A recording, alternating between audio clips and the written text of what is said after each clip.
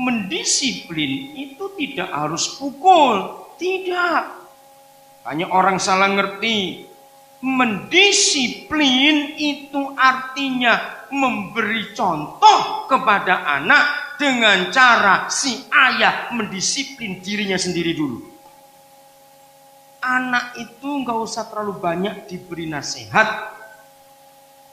Sebab sampai umur 7 tahun perkataan orang tua itu hanya 10% yang dimengerti anak, tapi 90% anak melihat kelakuan.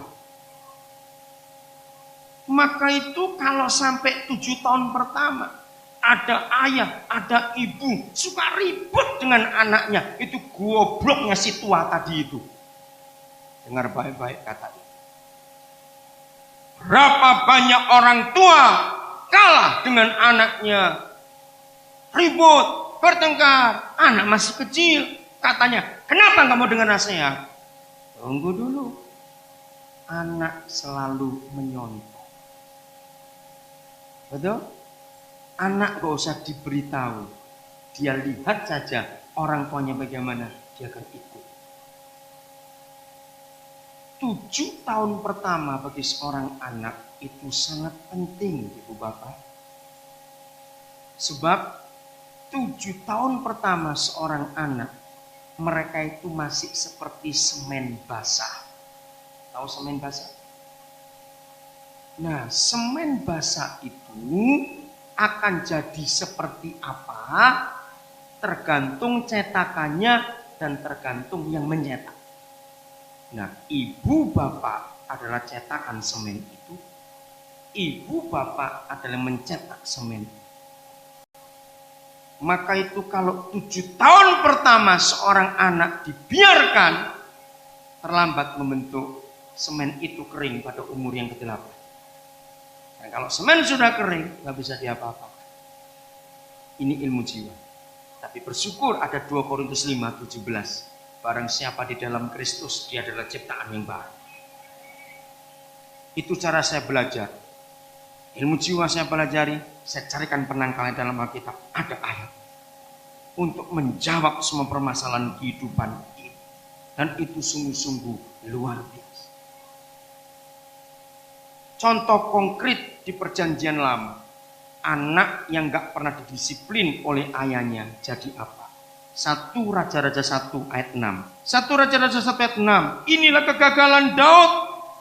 Semua kita pernah tahu nama Adonia. Seorang anak yang menyakiti hati orang tuanya. Bukan salah anak itu, tetapi salah fungsi dari si ayah. Begini kata Tuhan.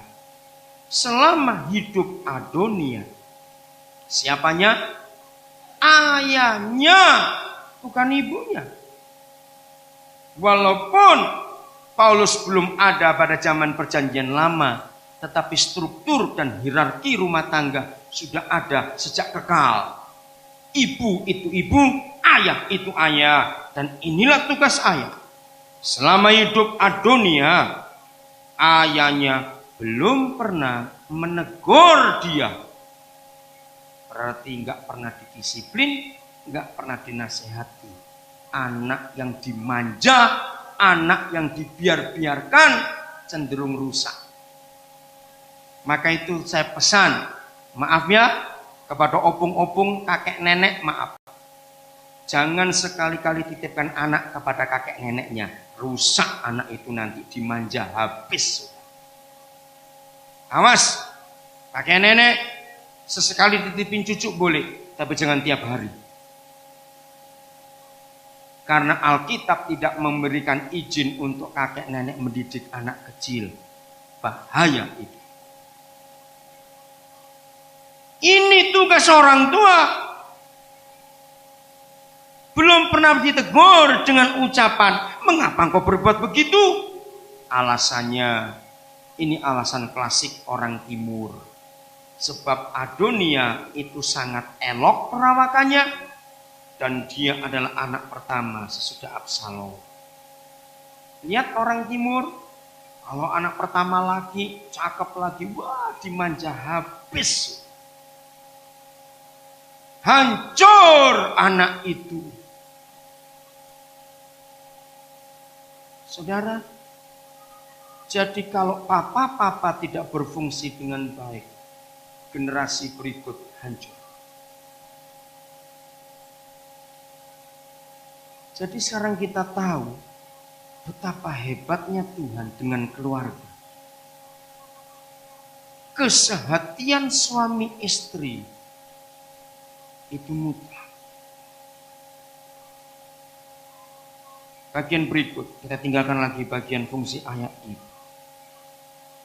Mari sekarang kita lihat maintenance-nya. Cara-cara menyelamatkan pernikahan. Cara-cara menjaga hubungan harmonis keluarga. Hubungan suami istri.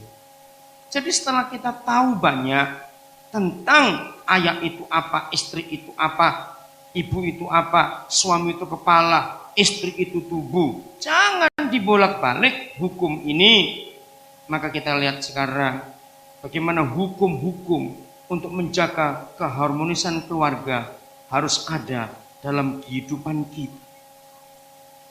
Adik-adikku, perhatikan ini.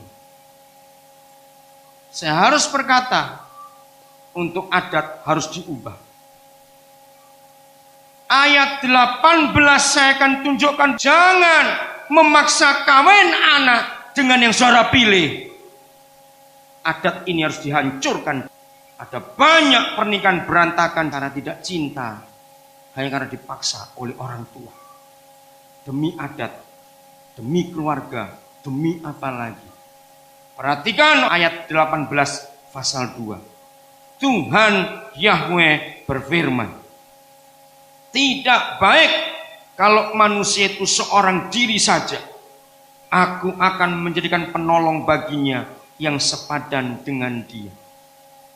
Kecuali kalau orang tua itu yakin betul-betul bahwa itu jodoh untuk anaknya.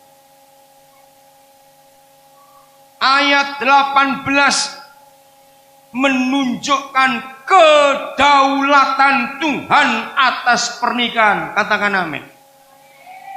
Saya ingin tunjukkan kepada gereja bahwa pernikahan itu hak kedaulatan mutlak Tuhan. Sebab dia berfirman, tidak baik kalau manusia itu seorang diri saja. Setelah dia berfirman, tidak baik kalau manusia itu seorang diri saja, lalu dia bertanggung jawab untuk menjadikan penolong yang sepadan. Jadi bukan karena kemauan orang tua. Jodoh itu mutlak kedaulatan Tuhan. Katakan amin. Jangan marah dulu sebelum saudara dengar pengajaran malam pertama KKR. Bagaimana ada keturunan ilahi yang akan lahir lewat pernikahan anak-anak kita. Ya tapi buktinya dulu kami menikah jodoh orang tua kami aman sampai sekarang. Lain ceritanya, dulu orang belum banyak. Coba pikirkan itu baik. Ayat ini saya hormati sungguh-sungguh. Kalau yang maha besar pencipta alam semesta, Tuhan semesta alam, mengatakan tidak baik manusia itu seorang diri, artinya dia bertanggung jawab untuk jodoh. Perhatikan ini baik-baik. Dia yang menjadikan penolong yang sepadan, itulah jodoh. Jadi jodoh di tangan Tuhan, bukan di tangan pendeta, bukan di tangan hansip, bukan di tangan orang tua. Jodoh di tangan Tuhan. Katakan amin. Anak-anak muda jangan kau salah pilih.